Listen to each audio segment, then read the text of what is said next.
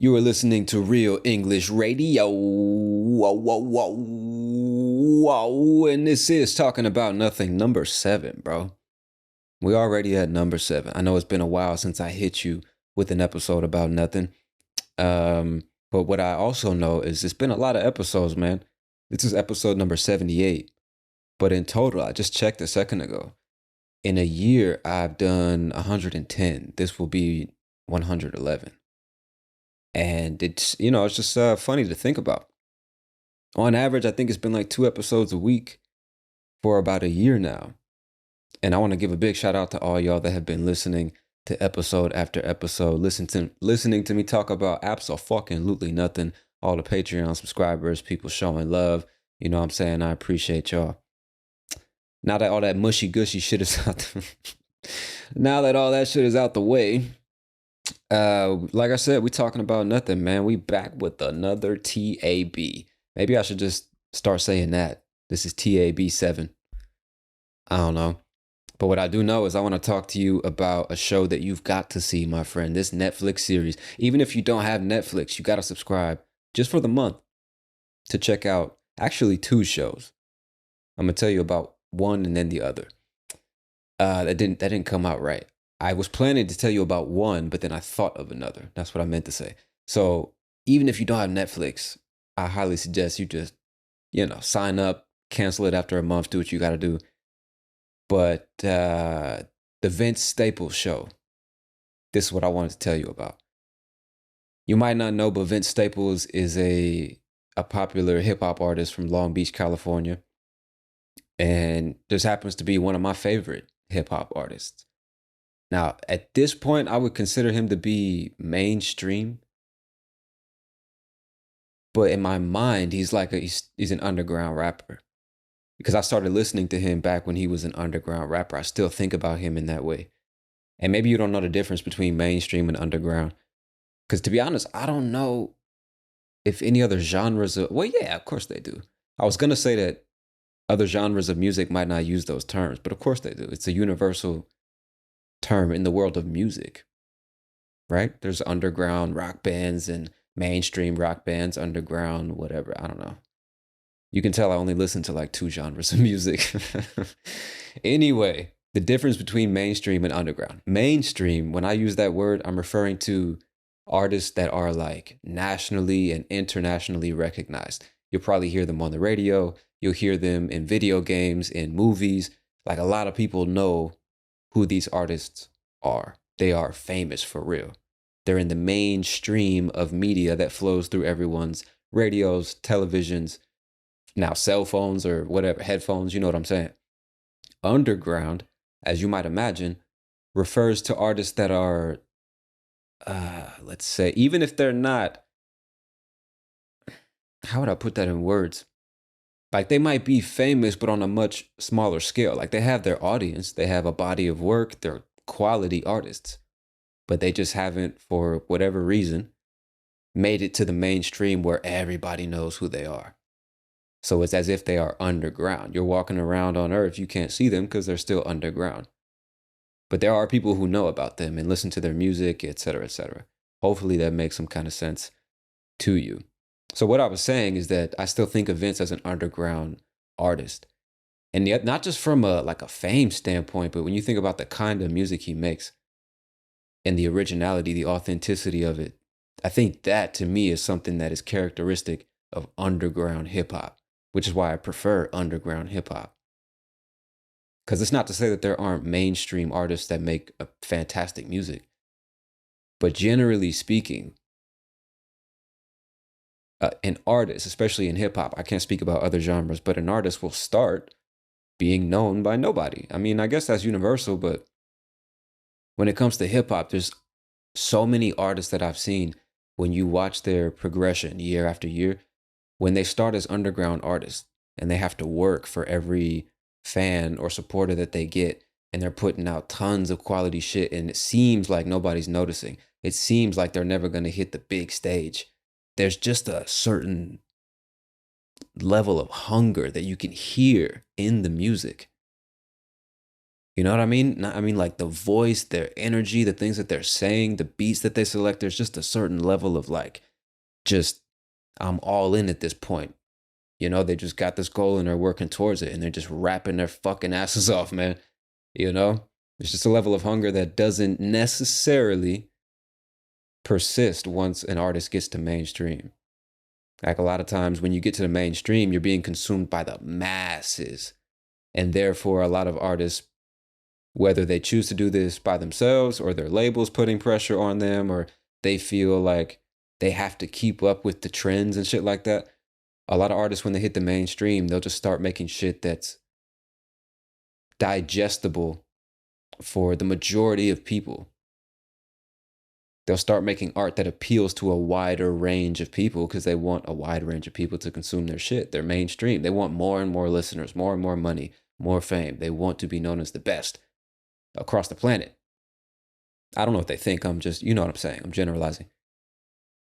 And I just, this is the problem with art in general, if you ask me, because to me, at the risk of sounding cliche, to me, art has nothing to do with money or fame or recognition or competition or anything like that. It has nothing to do with that. To me, one makes art because one has something to express, whether it's a poem or a novel or a movie or a song or a painting, a tattoo. Art is a form of self-expression. You have something that you most likely can't express with natural dialogue. And so or maybe you just enjoy expressing it creatively as opposed to just saying something. But you have something inside you that you channel through this particular medium, that is music or film or whatever.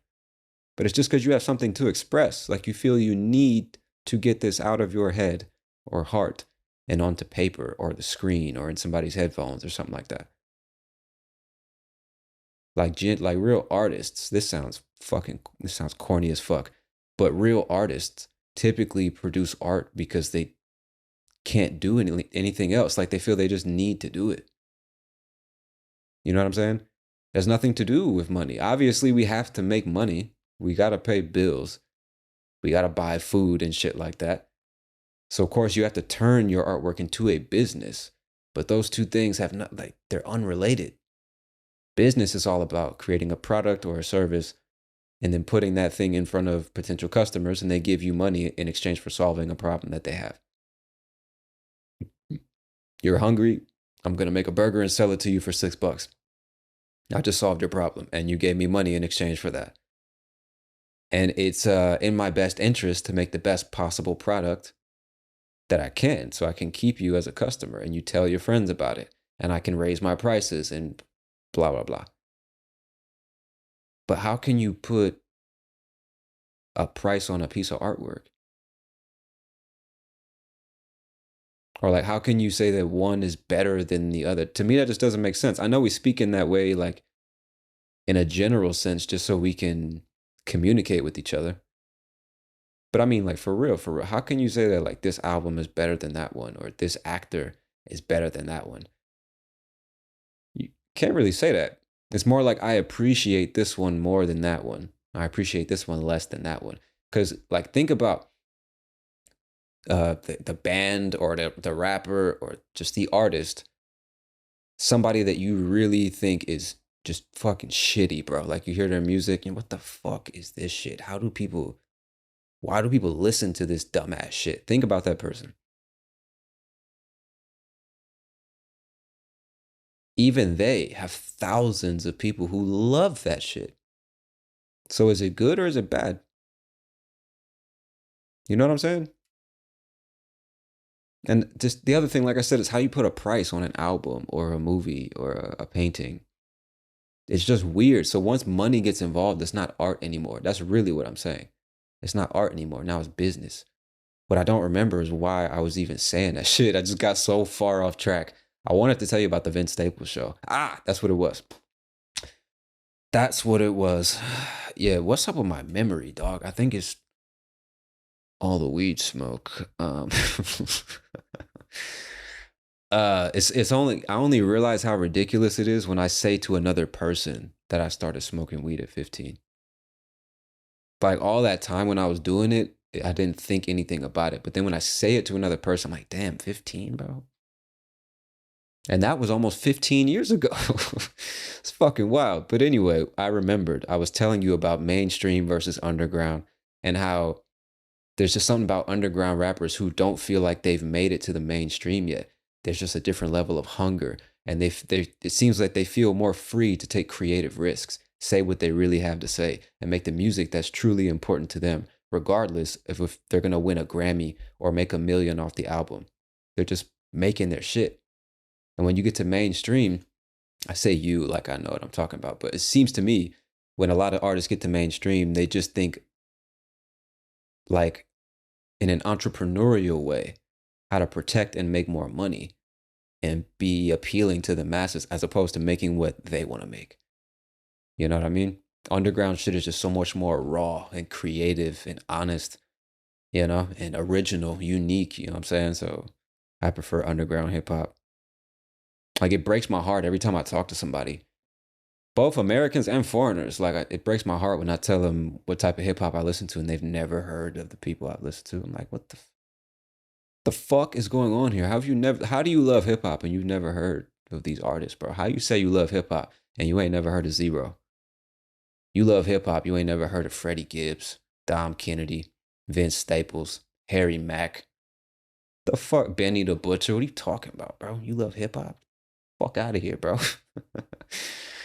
I'm joking. I don't want to hurt your feelings because I'm sure you listen to people that I've never heard of.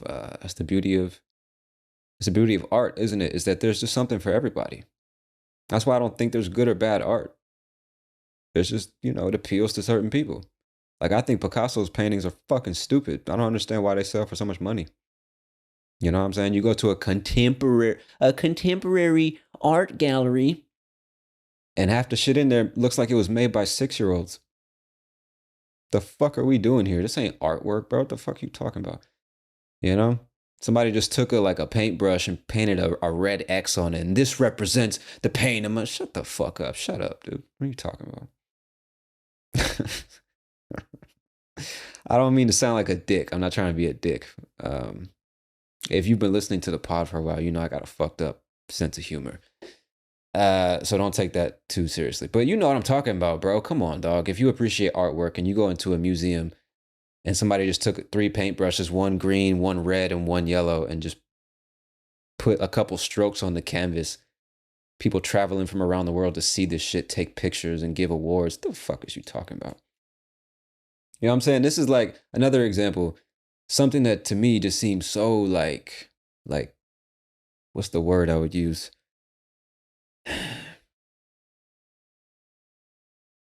I can't think of a good word. So let me just give you the example. Maybe the word will come to me.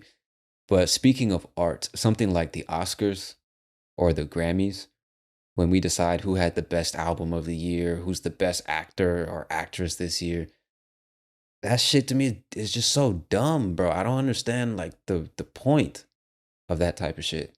Because art is not a competition. And the best or worst actress or singer or painter is a question of opinion. So who is deciding who wins the Grammy? Who's deciding who gets the Oscar for best supporting artist? Because I didn't vote for that shit. You didn't vote for that shit. Who's voting for this shit? You know what I mean? 90% of the movies available on the market today are fucking trash. Why are we giving these people awards? And more importantly, as an artist, why are you going to the award show anyway? Have a bunch of people fucking suck you off and tell you how great you are. Like, go make another movie, bro. What are you doing? The fuck are you doing?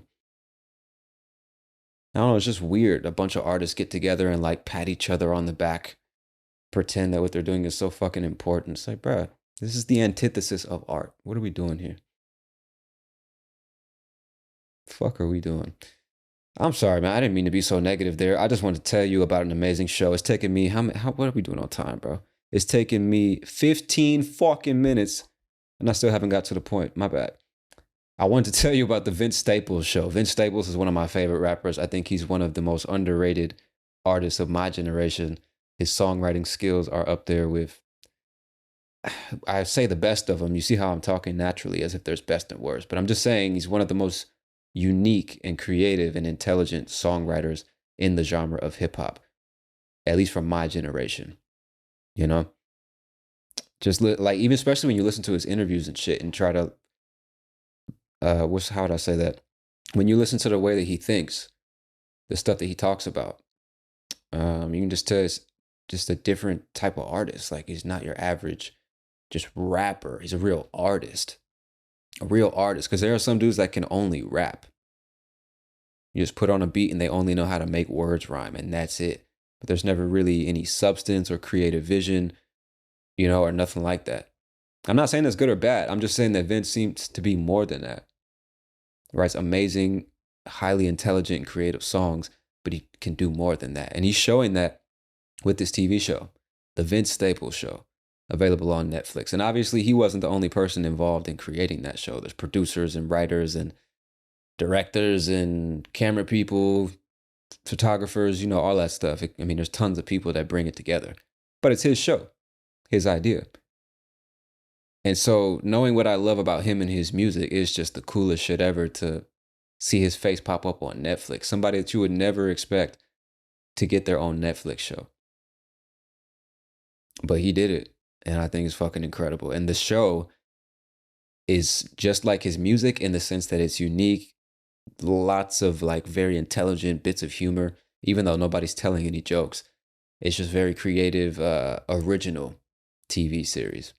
If you've seen the TV show Atlanta, I've heard a lot of people compare the two shows, and I can understand why. And if you like that show, I think you'll enjoy the Vince Staples Show. The cinematography, man, the color theory, the writing, just all of it was top notch, bro. It was really, really good. A very entertaining show. And the show's based on his life. It's not like an autobiography. It's not like detail by detail. This is exactly what happened in his life. But situations in the series are based on situations in his life. He's a rapper in real life. He's a rapper in the TV show. He's from Long Beach in real life. He's in Long Beach in the TV show. You see what I'm saying? And so it's just different situations that he has to deal with as a hip hop artist in today's world, coming from where he comes from. And so another thing I love about this series is it's one of the rare TV series that's about Black American culture that's accurate, and it's like made about, I can't say it's about Black culture, but that is, how would I say, what's a better way to say that? Because it's not a series about Black culture, but it represents a piece of Black culture. Let me say it that way. And it's made by a Black person, which is not, I could be wrong about this. It just seems to me that's not usually the case. And that's the thing, mainstream films, it's just a bunch of stereotypes, and what appeals to the masses, what's easily digested, generally speaking. And what's easily digested is the same old like drug dealer, basketball player, criminal, dangerous, aggressive individual with an attitude problem. Like that's the typical Black man in most movies.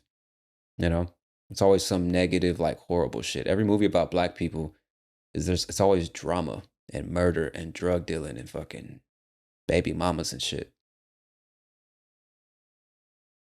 And with this show, I just, there's elements of that, I guess you could say, but it's much more realistic and creative, imaginative. And it's not all about just the same old shit. Like I said, it's fresh, it's unique. So that's one thing I appreciate about it as well. Is like there's so many details in that show that you would have to be like familiar with the culture to even notice them.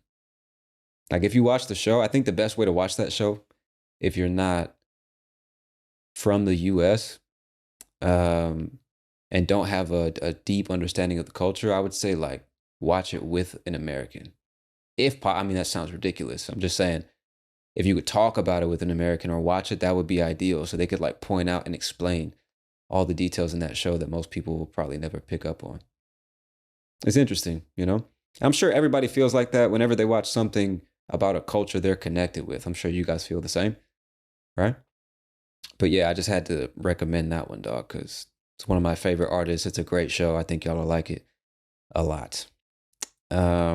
Speaking of shows, man, another thing I wanted to ask y'all about. I want to know if I'm the only person who's seeing this shit. I don't even know when this started, but like, I'm just gonna guess and say a month ago, my YouTube algorithm started recommending fight videos. Cause like in the past, I would watch UFC fights and stuff like that. I love MMA. I like watching that shit. I'm not like a fanatic knowing all the fighters and moves and stuff like that. I just like watching people fight. I think it's an interesting art form. But I wasn't watching it for a while, like 6 or 7 months. And then a month ago, let's say, fight videos started popping up on my feed, but not UFC shit, just like random people fist fighting. And so there's this YouTube channel called Street Beefs, Street, Street, Beefs, Beefs, Street Beefs. Now, as a side note, I'll explain the word, well, both words, street beefs. You often hear the word street to refer to anything that regards street culture, things that happen in the streets. So a street beef is probably not going to be the best. Should have thought about this before I tried to explain it. Let me explain the word beef first.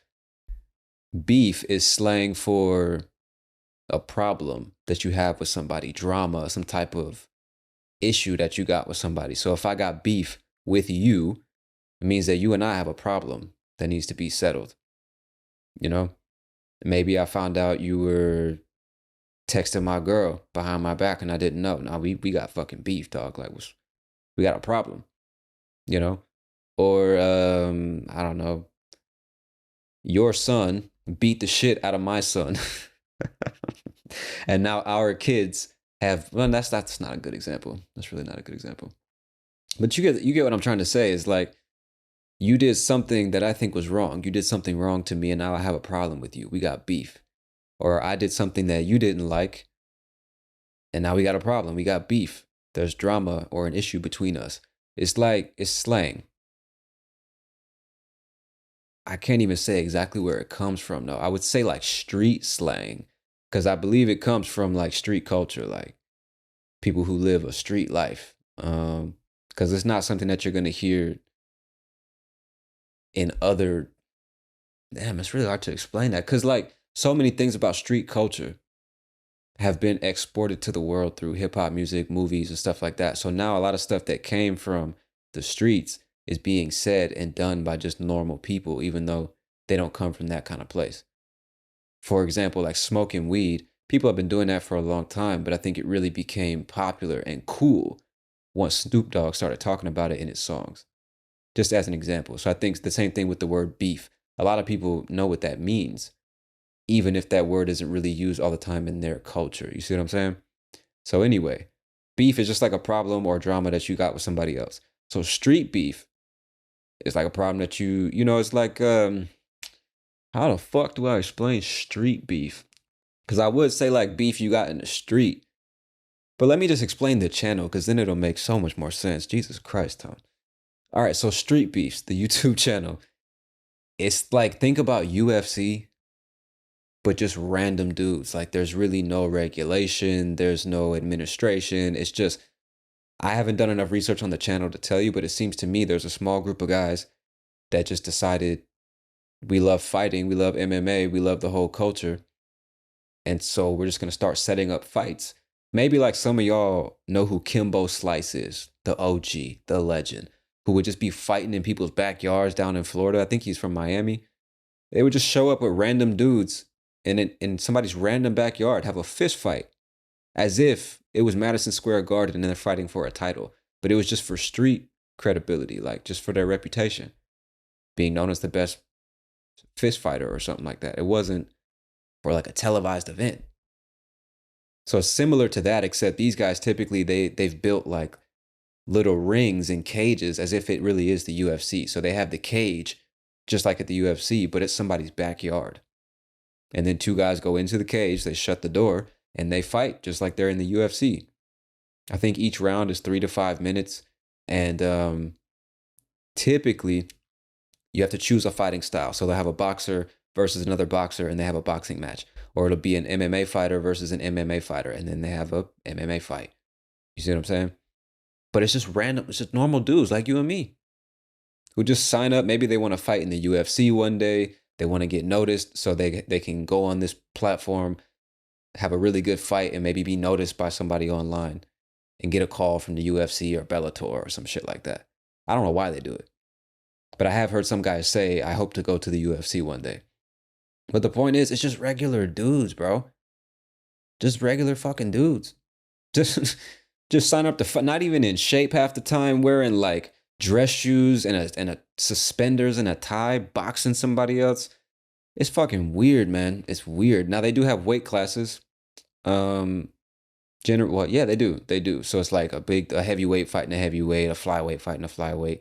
Just like it's the UFC, but just imagine if you and your friends organized your own league in your city and just every weekend y'all had fights and put them on YouTube. That's basically what happens on this channel, and it's fucking wild to see dudes just beat the shit out of each other. And like I used to think that when I would watch UFC, but for whatever reason, maybe because it's like professional and organized and taken seriously, I don't see it the same as I see this street beef stuff.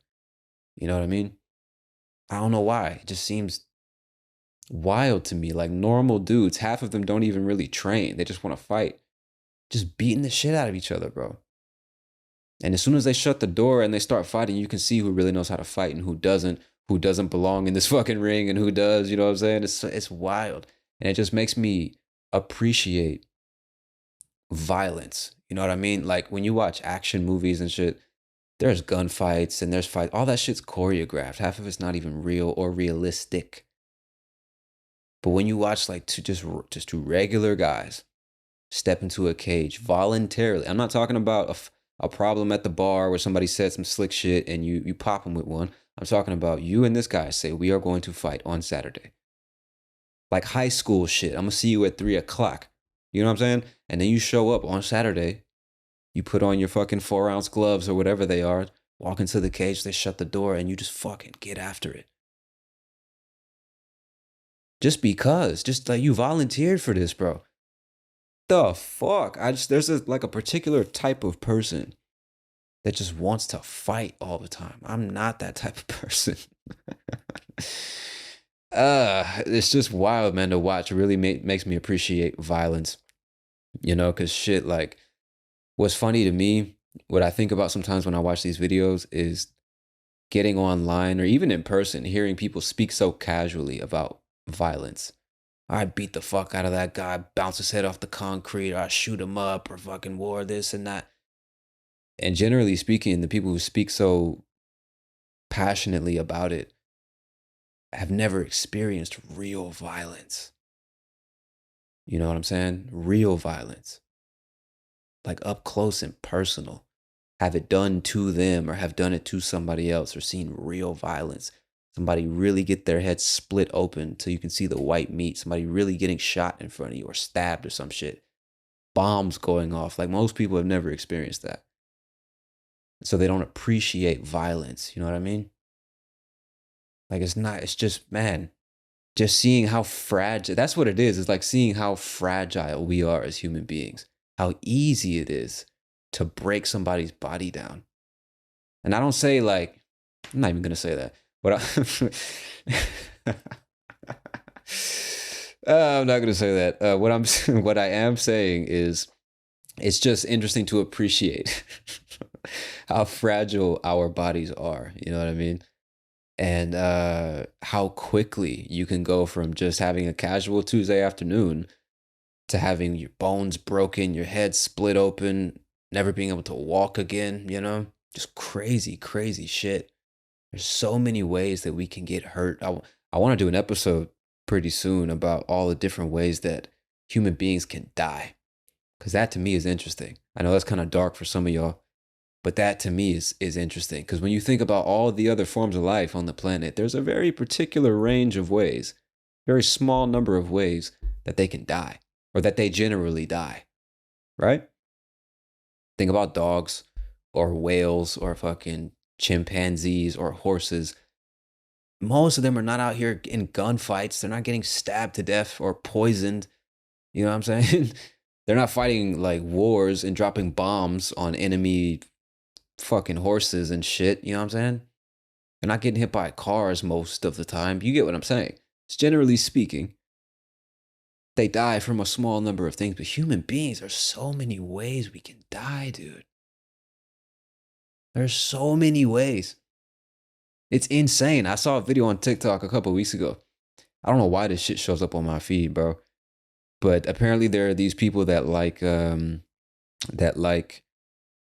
don't even know what they call it, cave diving, but it's not diving though, because there's no water. But there are these people that will voluntarily look for little caves that are almost too small for the human body to pass through. Like snakes and rabbits and gophers belong in these little caves and these little fucking underground tunnels and shit. And they will just go climbing through them just to see if they can make it out the other side. I'm talking smaller than a coffin. You have less space than you do in a coffin to move, and you're just inching along the earth through this underground tunnel to see if you can make it to the other side. The same way people climb mountains or go for hikes and shit like that. They're crawling through these tiny little caves for recreation. For recreation. For the life of me, I will never understand how somebody gets up in the morning and says, that's what I want to do for fun. It's fucking wild, bro. I wish I could show you. Then you would understand. But anyway, I saw this video about this guy going through one of these little caves. And so this dude, would mind you, was like 6'2", which let me convert that to centimeters. Hang on. Inch to centi. 6'2" is, what is 6 times 12 is what, y'all? 72.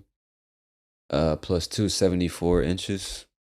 187.96 centimeters tall, crawling through this little fucking cave like a maniac. And so he gets to this point where he's going face first, meaning he's moving in the direction that his face is pointing. He's not going with his feet first, going with his face first. His hands are out in front of him and he's using his hands to pull himself forward. He's moving through the cave, or he went into the cave face first. You'll hear that a lot. Face first. Like he fell face first on the ground. His face hit the ground first. You see? Anyway, he's crawling face first through this little cave and gets to a point where he's starting to go south, like downward towards the center of the earth, instead of up towards, the earth where we fucking live. He's going further, he's going deeper into the earth. And so now he's in a position where his head is, like his body's inverted. His feet are above his head. He's pointing down as if he's diving down into a pool, which is not the position that the human body is designed to rest in, right? And he finds out too late, in fact, that not only does he not have enough space to move now, but there's no way to get out of the tunnel. He hits a dead end. A dead end means that you cannot continue moving forward. You can't turn left, you can't turn right, you can't go forward. You can only turn around and go back where you came from. So he hits a dead end. His hands are out in front of him. He's laying flat on his stomach because he can't be in any other position. And now his feet are above his head. He's in an inverted position. And he's stuck there. He's stuck there. Bro, are you having a hard time breathing right now? Because I am, just thinking about the shit. I don't know. I don't know if I would say I'm claustrophobic. But I'm definitely on the borderline, bro. I do not like small spaces. I think I've told the story about why on this podcast before, so I won't do that again. But I'm just looking at this video like, what do you do? There's nothing you can do in that situation. You're going to die. And so, bro, they spent, I think, like 18 hours or some crazy shit. I know it was more than a day, like more than the time that they had, how would I say that? The sun had come up and then gone down and he was still in the fucking cave. That's what I'm saying. He was there all fucking day. And so I think his brother was with him, who was able to get out of the cave and then go call for help. And they brought like teams of people and cranes and cables, attached the shit to his legs, tried to pull him out of the cave. But he was in such a weird position and he was so heavy and so deep underground that it just wasn't working. It was actually hurting him. Trying to pull him out of the cave was hurting his body, scratching up his legs. And of course, all the blood is rushing to his head and shit. He's having a hard time breathing. He's passing out, hallucinating and shit. I think his girlfriend or his wife or something comes and like is trying to give him moral support and shit. And like hour after hour, it's becoming more and more clear he's going to die in there. The fuck, bro? You don't wake up in the morning and think I'm gonna die in a cave with my feet above my head. You know what I'm saying? Inverted at a fucking 50-degree angle because I wanted to go like cave diving for fun. You don't think that's how you're gonna die. You know what I'm saying? When you start pondering death, I don't know how young y'all were when you started thinking about death. But you know, let's call it 10, 13, 15 years old. You have to have thought about death by then, right? You don't think I'm gonna die in a cave one day. You think gunshot, stab wound, old age, cancer, something like that, some disease, right? Something like that. You don't think I'm gonna die in a cave, bro. While my entire family is 100 meters from me, knowing that I'm just in there, helpless. They're gonna listen to the last thing they hear from me is screams, you know? Their last memory of me is going to be me in a cave screaming for help. Fucking A. We all gotta die, man, but I don't want to go that way. Not that way. I won't go that way because you'll never catch me in a fucking cave, bro. Just hanging out, trying to see if I can make it to the other side. Fuck out of here, bro. Anyway, I was telling you about the Street Beefs channel and how it really encourages me to appreciate violence. That's what I was talking about. Just appreciate violence. And how people who truly understand violence do everything they can to avoid it. You know what I mean? Like what you want is peace. I wouldn't say avoid conflict, but if you can, you try to stay away from it. Because in a way, conflict does make you stronger, more resilient. You need to be challenged in some way. And whenever there's more than one person anywhere, eventually you're going to have conflict and you need to know how to deal with conflicts as an adult. However, let's call it physical confrontation. You really try to avoid that if you can, especially in the street. Two untrained fighters, generally speaking, are more dangerous than trained fighters, right? I know there are Brazilians listening, maybe, or not just Brazilians, right? But maybe somebody listening to this does MMA or Muay Thai or, you know, some type of martial art and can confirm what I'm saying. It seems to me people who are regularly involved in violent activities, they understand that the last thing you want is to be involved in a violent activity. You know, usually people that know how to fight are the ones that want to avoid fights. It's the ones that have no idea what to do in a real fight that are just fucking popping off at the mouth every chance they get. You know what I'm saying? Making all this fucking noise, just barking and never biting. You know what I'm saying? Do y'all say that in your language? He's barking, but he doesn't bite. You know, he's all talk. I'm sure there's other ways to say that. They're just not coming to me right now. But yeah, I highly recommend y'all check it. It's fucking wild. If you like UFC, if you like fighting and all that, martial arts, then check out Street Beef's YouTube channel. Very interesting. And I was thinking, like, how do I explain Street Beefs? For example, one of the fights that I really enjoyed was like these two people that are apparently involved in this league, I guess you would call it that. And they were talking shit to each other on social media. Like, you're a bitch, you can't fight, blah, blah, blah. So now they got beef. You see, now they got a problem. They want to hurt one another in some way. And so then they contact the director or leader or organizer of the events for Street Beefs and they say, I want to fight this guy. And the director says, okay, let's set it up. So he organizes the fight. This is the date. This is the time. And these two people who have beef step into the cage and then they fucking duke it out. And to duke it out is something that you might not hear every day, but it just means to fight. Your dukes are your fists. D-U-K-E, duke. Your dukes are your fists. Like back in the day, they would say, put your dukes up, which means put your hands up. Ball up your hands into a fist and put them up. Protect yourself and get ready to fight. Put your dukes up, right? So to duke it out just means to fight it out, like to fight. But it's not something you'll hear every day. And yeah, they handle the beef, right? If you got beef, you got to fucking handle that shit. And then once the situation has resolved itself, we often say that we squashed the beef. To squash something is similar to crushing something. It's just, you know. I don't know why I made that sound effect. I was trying to think, how would I do it? Like a squashing sound, you know? I don't know. Imagine putting a piece of fruit on a table and just blah, squashing the fruit. Anyway, we typically say we squash the beef. We handle it. It's resolved. It's over now. It has been squashed. Squash that shit. You forget about it. It's over. So it's interesting to see, man. And I think like when you're in high school, when you're young and dumb and you don't know any better, if you don't have any good role models, like you look at fighting as a competition.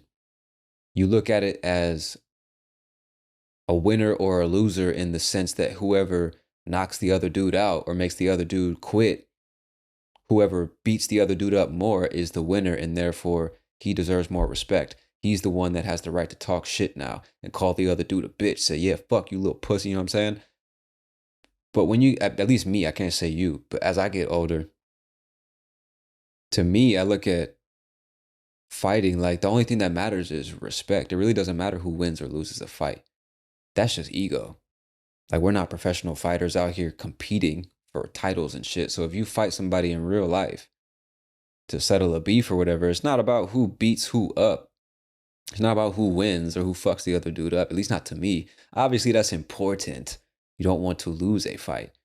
But to me, anybody who's willing to voluntarily step into a ring and try to beat the shit out of somebody else while also knowing that that other person can beat the shit out of them, that's somebody you gotta respect. You know what I'm saying? That takes fucking heart, bro, because not everybody's willing to get into a cage and just let them fly. Knowing that, hey, if I don't, if I'm not careful, I could get the shit beat out of me. I could get knocked unconscious. You know what I mean? Get punched so many times that it's hard to think properly. You know what I'm saying? Get a leg broken or whatever. To volunteer for that shit takes courage.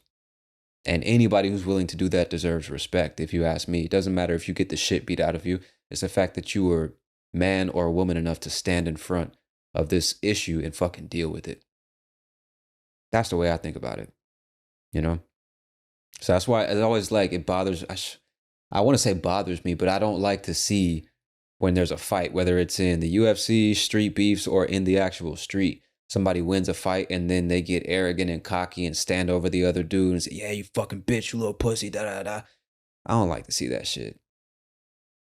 Because, I mean, again, there's feelings involved. Maybe he said something about your mother. He disrespected you. He spat on you. I don't fucking know. I would probably react in the same way. But I'm saying a fight where, like, you got beef and you feel like this person disrespected you. He said some sideways shit. And you like, nah, we gonna settle this. We gonna fight. If y'all both agree to fight from that point on, and like if y'all actually fight, there still needs to be some level of respect after the fight is over. Because at the end of the day, no matter who was right or wrong, y'all were both man enough to fucking settle it. Like men settle it. And that sounds dumb, doesn't it? Like that's how men do shit. We fucking fight. Got a problem. Punch a motherfucker in his face. Show him that you ain't no bitch. Right? I mean, like, we need to fucking use our words. We need to use dialogue to settle our issues. That's how real men settle things, isn't it? That's how gentlemen settle things. We use our words to persuade. I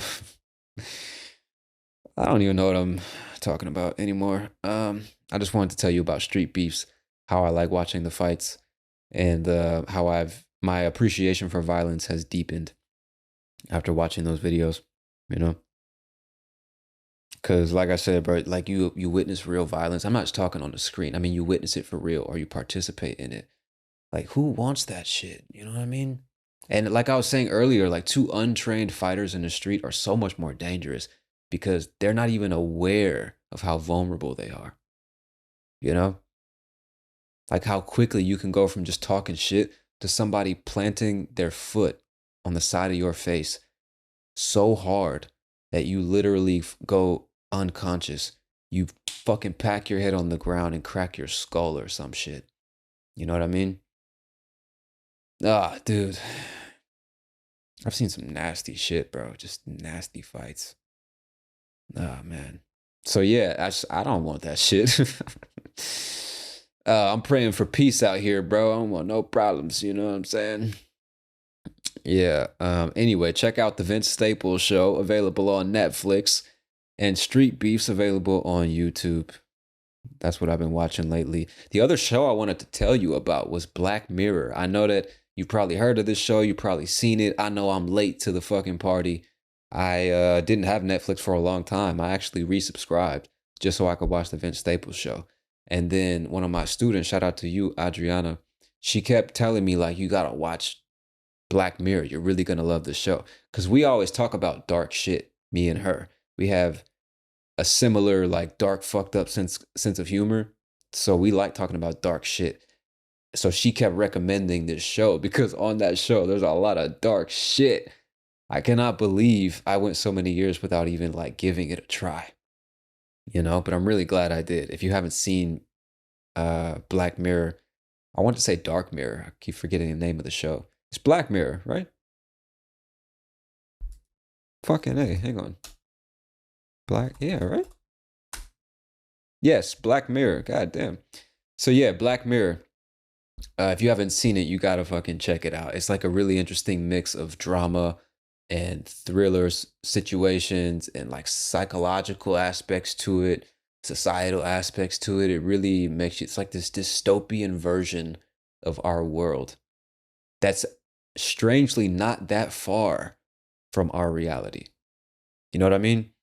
It's like surrealistic and yet somehow so realistic. That's the best way I can put it to you. You know, I want to do some episodes in the future about a few of the episodes from that series because they're really, really, really, really interesting to think about. Because a lot of it could happen right now or is in some way happening right now, man. So that's another fantastic TV show that I would highly recommend. So fucking good, man. So good. I'm gonna leave it at that until I watch it because I watched all the episodes. I'm gonna watch them again and then maybe work on some individual podcast episodes so we can dive deep into this shit. Because yeah, it's a fascinating show. But anyway, check out, those are my entertainment recommendations for this week. But another thing I wanted to talk to you about, one thing that I've never actually verbalized to another person. I say that like I'm about to confess some deep shit, but I'm not, I promise. But one thing I've never talked about to another person is my appreciation for skateboarders. I'm sure you know what a skateboard is, and I hope you do because I don't know how to describe it to you. It's like a piece of wood with 4 small wheels on it, and you can ride it. You stand on it and roll down the street, and you use one of your feet or legs to propel yourself forward. That's a skateboard. It's a board that you skate on, right? And I just have such a deep respect, admiration, and appreciation for skateboarders. I think they're one of the most underrated athletes. It's one of the most underrated athletic activities. I mean, it is a sport now, technically, because they do have competitions and shit, just like any other athletic activity. But for a long time, they didn't. I could be wrong about this, but Rob Dyrdek played a big part in making skateboarding a recognized sport. I think they streamed that shit on ESPN.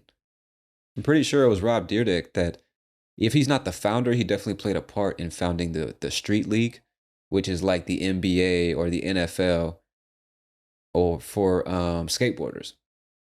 And they have competitions in this league all over the country, all over the world and shit. It's amazing, man, to see what they did for skateboards. So fucking cool. But anyway, like since I was a kid, I mean, being from Southern California, bro, a lot of things are popular and skateboarding is definitely one of them. I mean, I think skateboarding was created there, like in Santa Monica or some shit.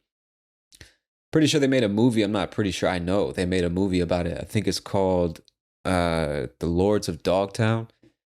But let me double check that. I can't, something Dogtown. Hang on. Lords of Dog. Is this it? Lords of Dogtown. Story focuses on the lives of 3 skateboarders, Tony Alva, Stacy Peralta, and Jay Adams, as they navigate fame, rivalry, personal challenge. But is this the one?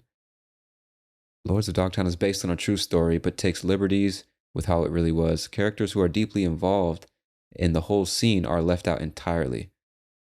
That's not what I want to know, bro. 3 young pioneering skateboards swiftly rise to stardom. However, they soon find their brotherhood threatened as they face different challenges in their personal lives. I'm pretty sure this is it, bro. I don't know if this is about the kids that basically created skateboarding, but it's about skateboarders in the early days.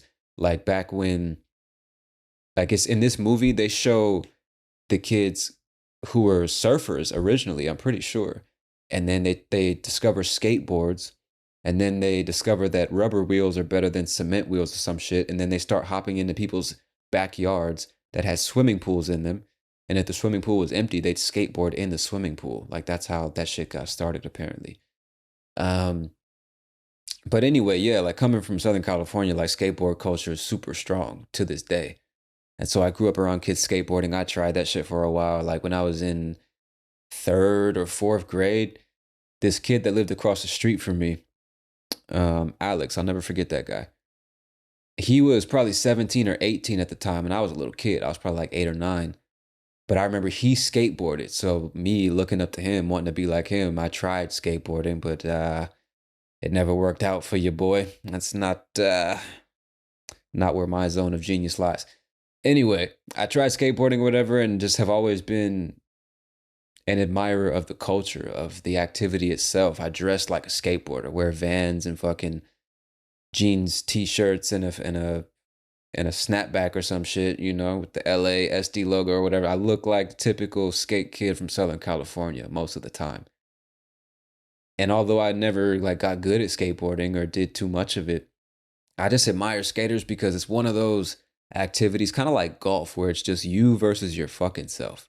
I like sports like that. And just the thing about skateboarding is it's so fucking dangerous. Like you spend the majority of your time falling on concrete and asphalt and shit, hitting poles, racking your fucking nuts. You know what I'm saying? Just breaking bones and shit like that. And every time you just get back up and you hop back on the board and just get after it, bro. Like such an interesting, like it's one of the few sports where you only use your feet too, similar to football. It's what I talk to Americans a lot about when we talk about the difficulties of different sports. Like so many people don't appreciate how difficult football actually is. When I say football, I mean soccer. Like, bro, you can only use your feet. Every other sport, your feet are used for running and jumping, and you use your hand to manipulate the ball or the racket. Hand-eye coordination is much easier than hand or foot-eye coordination. You know what I mean? Like you have to use your feet to both run and manipulate the ball and pay attention to what's happening around you in real time. With basketball, at least you can use your hands to manipulate the ball. Same thing with American football. With tennis, you're running, but you use a racket to hit. You know what I'm saying? You get the point. And skateboarding is like football in that sense. Like you only use your feet and you're manipulating this board in the craziest of ways, grinding on shit, doing flips and spins. And it's fucking wild, bro. The courage that you have to have, the fucking set of balls you have to have to ride a skateboard, jump onto a handrail and slide 18 stairs down to another fucking, you know what I'm saying? Slide down to the fucking ground, you know what I mean? Grind down a rail. It's 18 stairs high, you know what I'm saying? It's fucking wild, bro. Or like that X Games shit, the 50, 60 foot high ramps that they fucking flying up and down, dude. It's insane, bro. It's insane. Insane. I have so much respect for skateboarders, bro. Like people say that like American football is scary because you get hit, or rugby or shit like that. I'm not saying that it's not some gangster shit. Like you gotta be pretty tough to play those sports. But skateboarding, bro, I don't know. There's just something about it. And also just like the entire culture behind it of just wanting to be free. You know what I mean? Like going against, this is gonna sound fucking corny, but like there's something rebellious about it. Especially street skating. Skating in places where you're not supposed to. Like the entire city is your playground when you're a street skater. Just doing ollies and kickflips, grinding on ledges and shit, sliding down handrails and shit. There's something about it. I guess the rebellious nature and origins of skateboarding to me is just fucking dope. You know? Just fucking dope. And as a skateboarder, you just get to be like a perpetual kid. You just get to live like a teenager, you know what I'm saying? And just have fun doing reckless shit. That's dope. And it doesn't get nearly enough respect. You know what I mean? And I guess because it's one of those things where like you have to I guess appreciate the activity itself to even be interested. That sounds obvious. To even be interested in the act, I mean like skateboarding culture or the competitions or watching videos on YouTube. Because like me, I don't really fuck with tennis like that. I'm not gonna play. I don't want to watch two normal people play the game. You're not gonna catch me at a tennis court. However, when it's played at the highest level, the US Open or some shit, and I'm watching Nadal or what's the other dude's name? I think he's Croatian. I can't remember his name. Or Serena Williams or Venus Williams or somebody like that playing tennis. I'll sit and watch. That shit is very entertaining. It's very entertaining to watch somebody play a sport like that at the highest level, but I don't like that sport. It's quite boring to me, actually, unless played at the highest level. Same thing with, think of another sport that's like that for me. I guess that's it. Because I'm not gonna sit and watch golf. I don't give a fuck who it is. Um, I really don't watch too many sports, but even stuff like track and field. That's another good example. The 100-meter dash, 200-meter dash, the 4x1 relays and shit like that. I'm not watching that shit on the weekends, bro. But if it's like the Olympics, it's exciting, you know. But strangely, if you put on Street League, which is the skateboarding league, most people are not gonna want to watch that shit, even if it's the Gold Cup or whatever their trophy is. Nobody gives a shit. And why is that? It's just as hard and dangerous and requires just as much skill as any other sport. Why the fuck doesn't skating get the respect that other sports do? I don't know. I don't know. What's crazy is that fucking curling is an Olympic sport, and I don't think skateboarding is. And if it is, it was only recently that it became an Olympic sport. Fucking curling, bro. Come on, dog. I don't mean no disrespect to the curlers, but like, let's think about this. We got this patch of fucking ice. You're 20 meters in that direction, the other team's 20 meters in the other direction, and in the center of this patch of ice, I need to slide a rock down the ice, hoping that it lands in. Like, what are we doing, bro? What are we doing? The fuck are we doing, bro? And people cheering and fucking yeah, let's go, woo! For a rock sliding down the ice, bro. What the fuck are we doing here? I don't know. It's just not for me. That's what I'm saying. That's the point I'm making. I'm saying that skating is fucking dope and it deserves more respect. And you know who else deserves more fucking respect, bro? Neymar Jr. I know my Brazilian listeners, my Brazilian friends are going to get really mad at me for this. But I don't care. This needs to be said. So many people with such a deep burning passion, they hate Neymar Jr. like with everything in their bodies. They fucking hate this guy. And the other half of Brazil loves everything that he does. He's a very polemic character, very divisive character. 50% of the Brazilians I talk to, they love Neymar. The other 50% hate his fucking guts, bro. And for me, it's strange. So I engage with people. I ask them, like, why do you hate this guy so much? And Brazilians, please correct me if I'm wrong. I'm really hoping some of y'all send me messages, emails, Instagram, whatever you got to do. Please engage with me on this one because I really want to understand. Anytime I talk to a Brazilian about this, most of them say things like the following. They say Neymar is a representation of or representative of Brazil as a country. Therefore, he should be setting an example. There are millions of kids across the country of Brazil who dream of being footballers one day, and they look up to Neymar as a god, this insanely talented star playing at the highest level on the world stage, doing shit that people couldn't even dream of. And so Neymar has a responsibility to these kids. He should be setting a good example. He shouldn't be going out to clubs and drinking and getting involved in scandals and cheating on his girl and this and that. He should be practicing every day. He should be grinding every day. He should be an upstanding citizen, showing these kids what it means to be a real man, a proper Brazilian, and represent the country in a way that is going to make Brazil proud. Which I understand. I totally get where they're coming from on that one. I can't really say anything negative about that opinion. However, I would offer a different perspective because to me, it seems that Neymar is an individual. He might have been born in Brazil. He is a Brazilian citizen, as far as I know.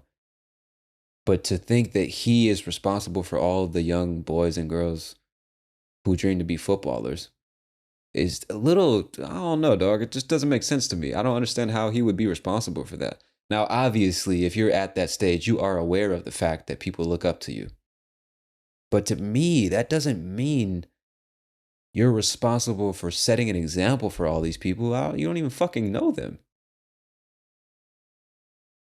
How are you responsible? It's like you're responsible for setting an example for your children or your students. But just like random people who want to have the same job you have, I don't think you're responsible for setting any kind, especially just because they come from the same countries. What the fuck?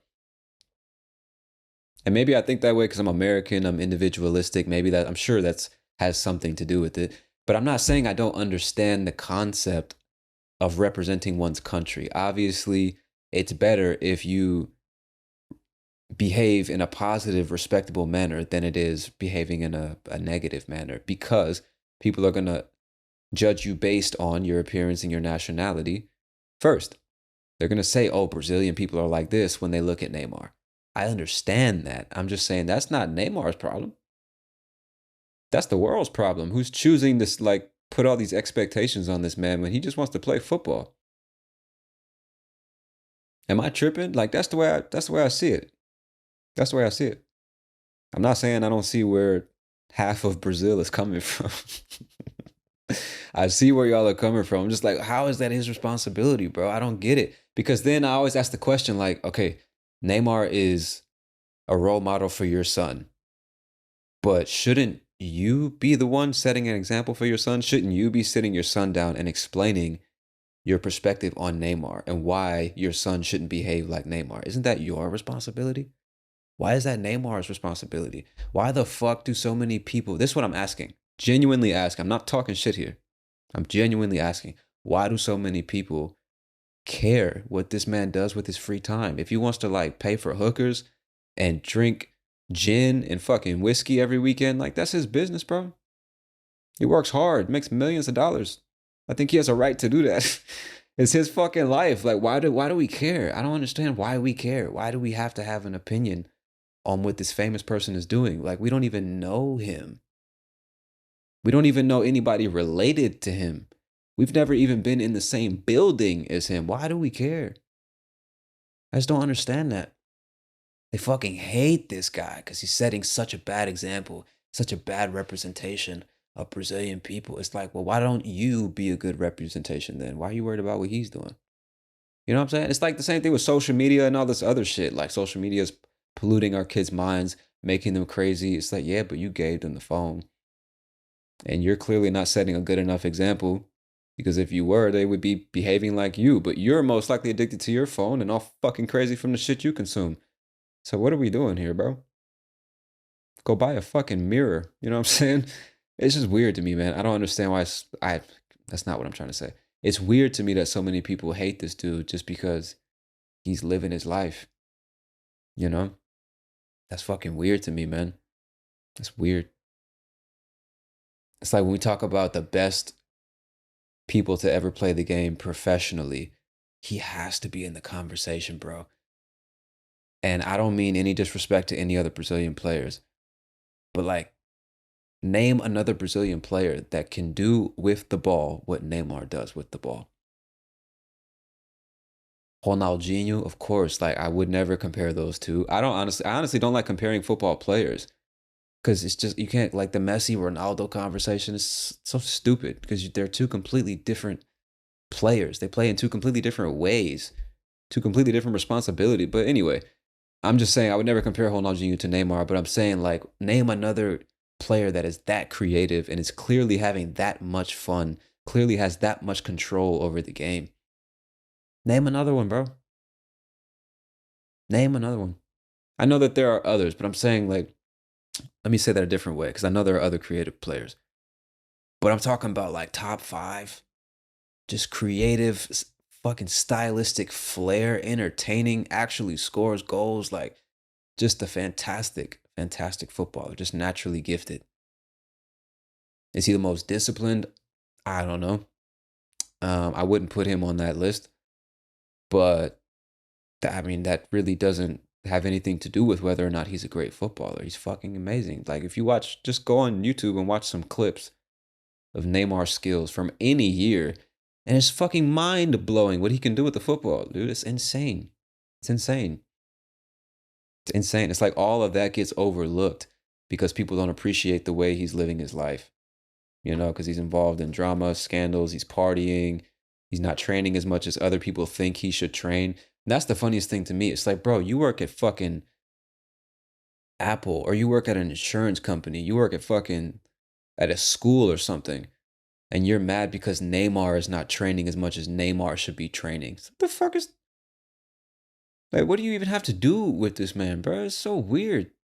It's so weird. Like, how is your life going, bro? All this energy you're investing into how somebody else is living their life. This is what is hard for me to accept. Or it's hard for me to imagine myself living that way right now. It's like, who gives a shit, bro? It's so weird. It's so weird. And I think we need to put some fucking respect on his name, bro, because when it comes to talented footballers, the best of all time, he's got to be in the conversation. Just from a pure like skill level standpoint. I'm not talking about character or work ethic or admirability as a human. I just mean a footballer, bro. Just for his skills. Just his skills. Get the fuck out of here, bro. One of the best to ever do it. So Brazilians, man, I know half of y'all are probably pissed at me right now. You're like, fuck, they might not even be listening at this point. Like, fuck Tony, man. Saying all that positive shit about Neymar. Fuck this nigga. But I had to say that, bro, because sometimes I watch videos of him on Instagram or YouTube, and I'm just like, bro, this is fucking insane. This is insane. Back when he played for Barca, and it was Neymar, Messi, and Suarez, and Iniesta, and Busquets. Oh my fucking god, bro. And Xavi, get the fuck out of here, bro. We don't even. I heard an interview recently. Can't remember who said it. It might have been Michael Keane or not Michael Keane, Roy Keane, or I don't know. I don't know who said it. Some former footballer, a retired footballer. He said something like, in today's game, you don't even really need to be like a legit footballer, and you can still play at the highest level and make money and have a career. But back in the day, we saw like proper footballers with real skill, a real understanding of the game. They could play in multiple positions. Ronaldinho, Ronaldo Fenômeno, Zidane. You know what I'm saying? Ibrahimovic. There's so many.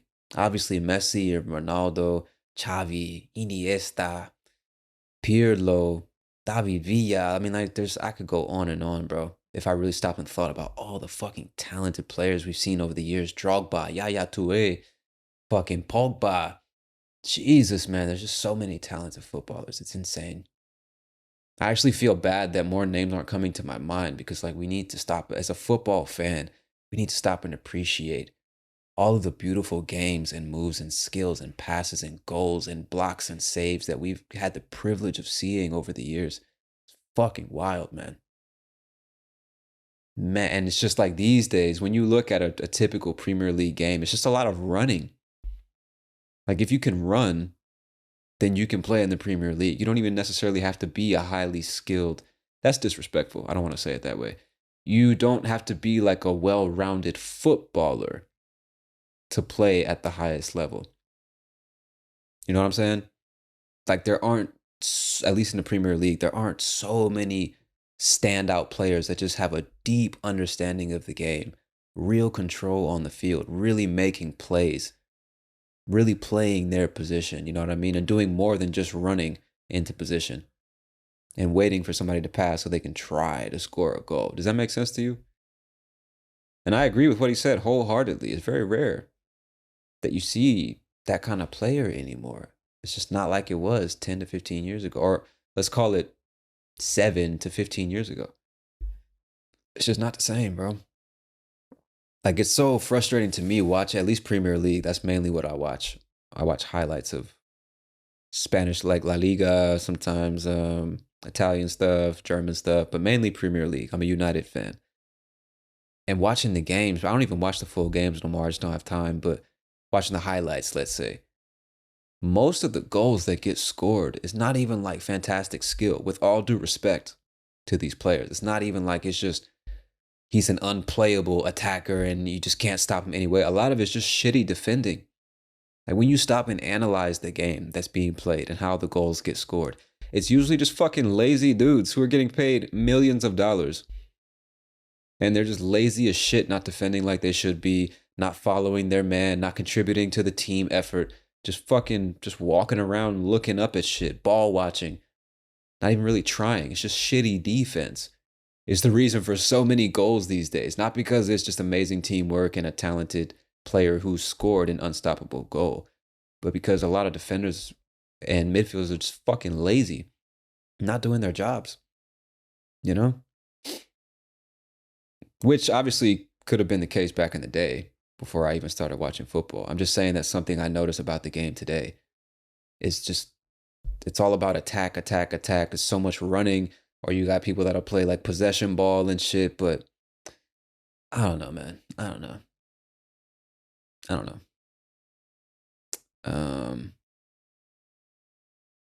What I do know is that what do I know? I don't even know where I was going with that. I was trying to look for something more to say about football but then I was sitting here thinking like I don't want to just start rambling about football. We'll be here for 3 hours. So I'm not going to do that.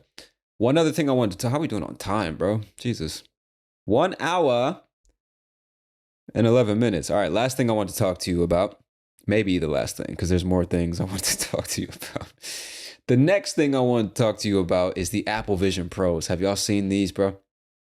You might have heard of the Meta Quest 1, 2s, and 3s, the VR stuff. But the Apple Vision Pros, just in case you don't know, are these augmented reality goggles that you put on your face. So you can still see the world in front of you, the physical world. But then there's like these holographic images that appear inside the goggles so that you can see both the digital space and the physical space at the same time. Virtual reality is where you're totally immersed in this virtual world and you can't see the physical world anymore.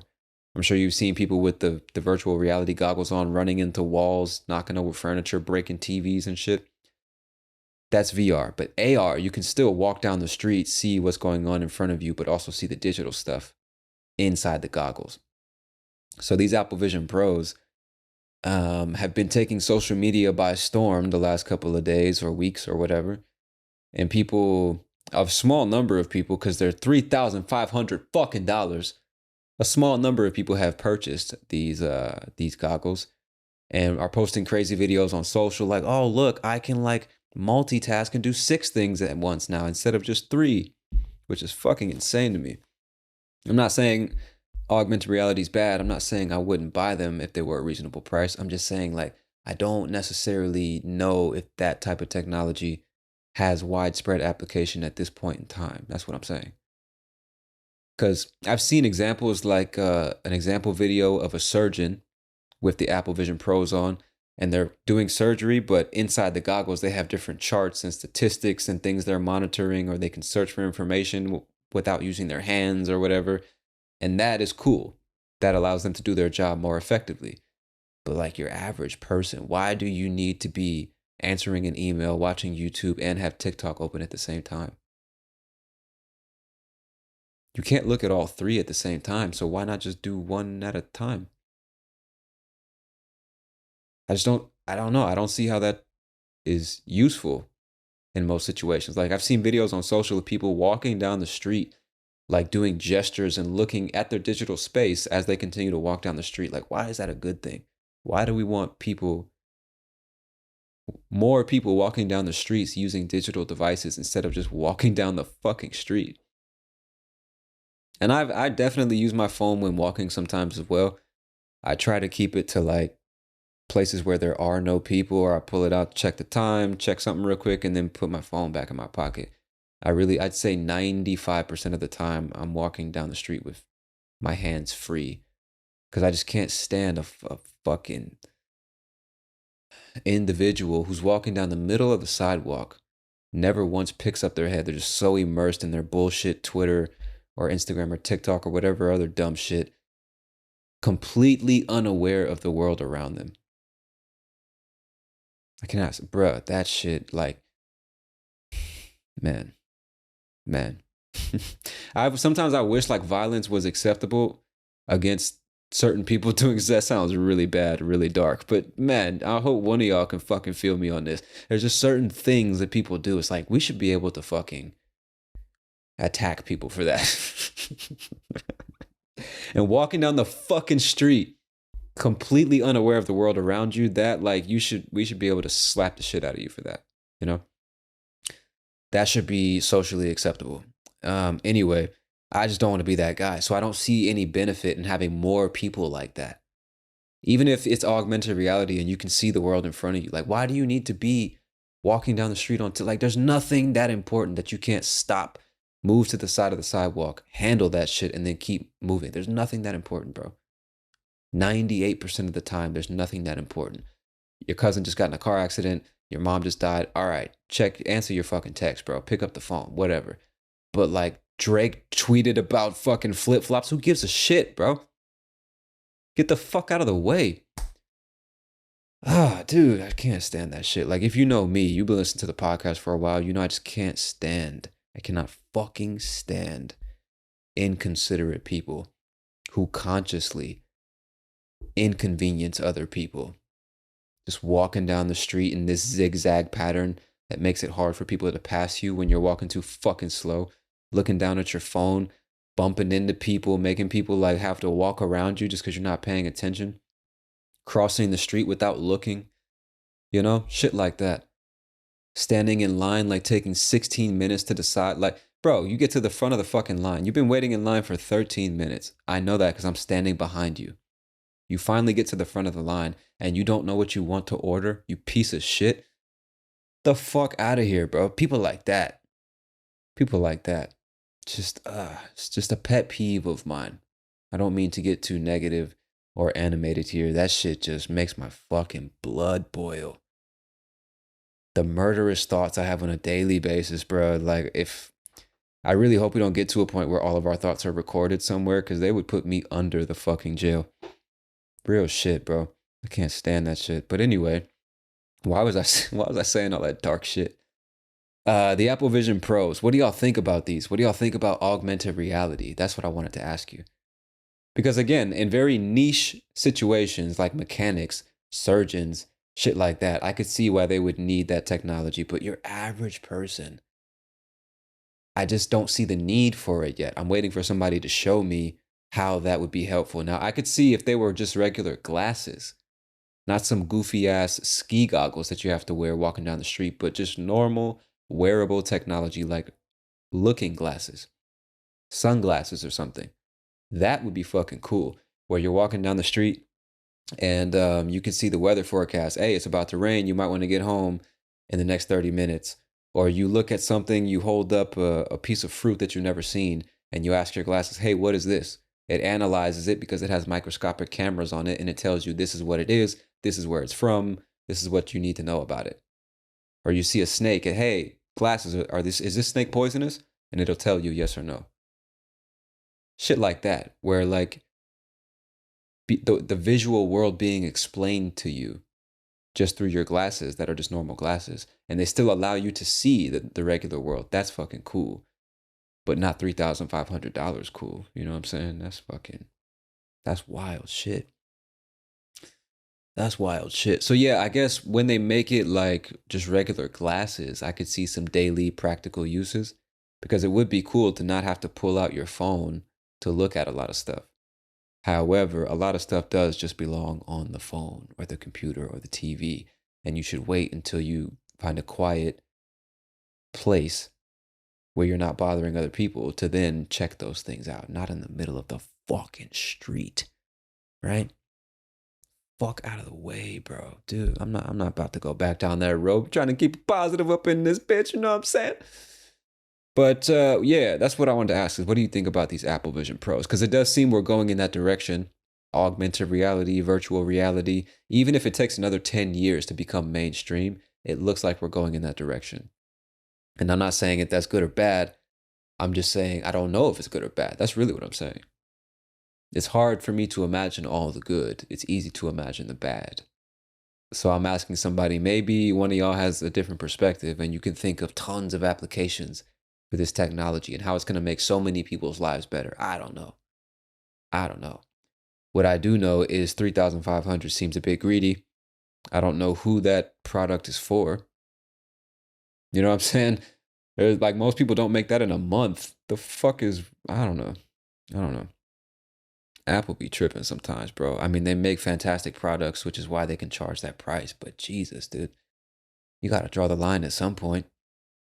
You don't want to price your customer out of the fucking market, do you? Anyway, obviously they're not marketing to me because even if I was a millionaire, I'm not spending 3,500 fucking dollars on some goofy ass goggles so I can watch YouTube and TikTok at the same time. Stupid. It's fucking dumb. I guess like for gaming, that'd be kind of cool. But VR would be better for that, right? Where it's totally immersive, not AR. So I don't know. Maybe on some Pokemon Go shit. Y'all remember that trend years ago where people were like running around their cities using their phone to look at uh Pokemon characters that weren't really there? Like you had to hold your camera phone up to this tree or some shit and you'll see Pikachu just chilling on the tree and then you have to catch it like you're really playing Pokemon. Y'all remember that shit? I guess some version of that would be kind of cool, but you know, I don't know. I'm not anti-technology by any stretch of the imagination, but I do think sometimes it's like we don't need more of it, you know? Don't need. I just sometimes it seems, I could be wrong. I'm so uneducated on this. It just seems like the most brilliant people in the world, their efforts are being misdirected, you know? Like people that were capable of making TikTok as addictive as it is, couldn't we have used that level of intelligence for something more important? I don't know. I don't know. It just seems like there are other problems that we could use that intelligence for. I guess the issue is it's hard to monetize the solution to those problems. Much easier to monetize TikTok or YouTube or Snapchat or Pinterest or whatever the fuck. You know?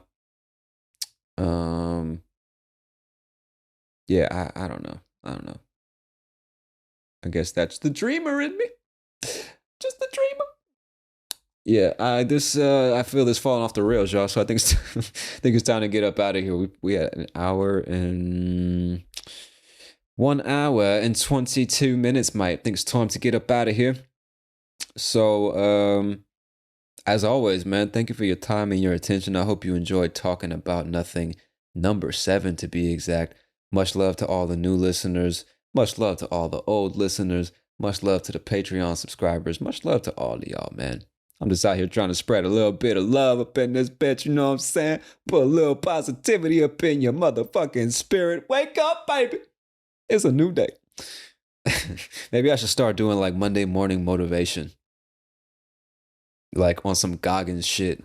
I would never do that. I could never touch fucking I could never go Goggins mode. That would be bad. Y'all don't imagine like David Goggins but an English teacher. That would be fucking tight, dog. That shit would be so dope. Just fucking get your bitch ass up. Study the phrasal verbs. Stop being a pussy. Stay hard. Yeah. Be like, all right, bro. Damn. All right. Sit up, stand down, or sit down, go around. And then every time you mess one up, he just beats the shit out of you. You imagine? Imagine if that was the way they force kids to learn. Like every time you got a question wrong, they slap the shit out of you. Or every time you got to, that's what they should do about the obesity problem, is every time you get a question wrong, you got to run or do push-ups or sit-ups or some shit. But of course they would call that fat shaming, wouldn't they? I'm just saying, bro. Like, I mean, if you want to be fat, be fat. I don't give a fuck. I really believe in individualism in that sense. I know that there are definitely some problems. Like, if you don't take care of your health and you're just overeating, never working out, then you're most likely going to put unnecessary stress on the public health system at some point. But hey, who am I to say whether or not you should do that? I don't fucking know. I don't want to touch that shit. What I'm saying is generally, not even generally speaking, I think it's proven scientifically that it is better to live a healthy lifestyle than it is to live an unhealthy one. It's better to be fit than it is to be fat in terms of your health, right? I hope we can agree on that in 2024. So if your fucking 12-year-old is fat as shit, 60 pounds overweight, 80 pounds overweight, or kilos or whatever, when they're in school, if they get a question wrong, they do push-ups and sit-ups, they won't be so fucking fat, and they'll be much more motivated to learn. You know, I don't want to be fucking running laps and doing push-ups every 17 seconds, bro. I hate math. I'm getting all these questions wrong, and I'm not doing no fucking push-ups. Send me to the tension, bro. Fuck off. You know? I'm just saying it's an idea. It's an idea. Maybe take it and suggest it at your next PTA meeting. I don't fucking know. Anyway, I said I was getting out of here, didn't I? So I'm going to get out of here, y'all. Thank you so much for listening to Real English Radio. I'm your host, Tony Kaizen. And I'll definitely talk to you soon. Peace.